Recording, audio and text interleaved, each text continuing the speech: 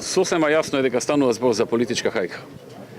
Живееме во период кога нашите опоненти од СДСМ не можат со нас да се надпреваруваат со работа и со резултати. Не можат да бидат поконкурентни од ВМРО ДПМН затоа што не можат толку и така да работат како што ние работевме. И тие се обидуваат тоа нивно неработење, таа нивна неспособност, таа нивна нестабилност да ја компензираат со тоа што ќе го отцрнат противникот. Во време кога се на власт, кога имаат огромна моќ и вршат огромен притисок во судството, врз обвинителите, тие се обидуваат што повеќе од нашите функционери да бидат нападнати со кривични пријави, да бидат обвинети за нешто, за народот кај народот се внеси сомнеж дека тие можеби постапувале незаконски или дека влегле во криминал и слично и да на тој начин ги добија следните локални избори.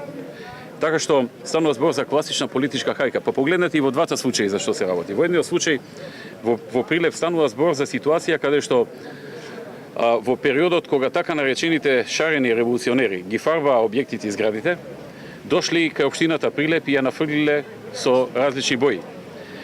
Тие бои подосна градоначалникот изнаšол начин, отворил веројатно тендер да се искречи зградата и сега за тоа го обвинуваат дека тој доволно не ја заштитува. Значи не се обвинети тие што изфарбаа зградата и што ја направија штетата, туку го обвинуваат градоначалникот дека не ја заштитил, не ја осигурал, а тој има обезбедено чуварска служба и дека сега за тоа треба да одговара и го осудија. Тоа е катастрофа, тоа е зборот режим тука е слаб. Тука тоа не е доволно.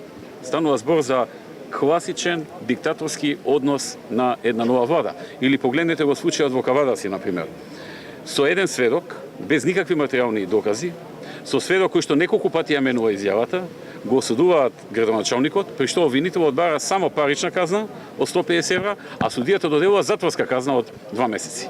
Се гледа јасна тенденција на по секоја цена отцрнување на функционерите на ВМРО ДПМН во недостаток на идеи, во недостаток на проекти, во недостаток на решавање на проблемите на граѓаните и во ситуација кога треба да ги испорачаат фактурите кон оние што ги донесува на власт, кој што народот не ги поддржува е крајно револтиран.